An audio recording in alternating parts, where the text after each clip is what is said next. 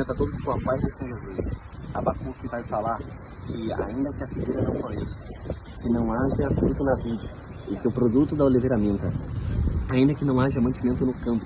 e que as ovelhas sejam arrebatadas e que não haja gado nos currais, todavia eu me alegrarei. Essa palavra é muito interessante porque trazendo para os dias de hoje, ainda que a porta não se abra, ainda que você não faça aquilo que eu te pedi, ainda que o telefone não tocou, que a mensagem não chegou, que aquilo que eu imaginei, aquilo que eu sonhei, aquilo que eu pedi,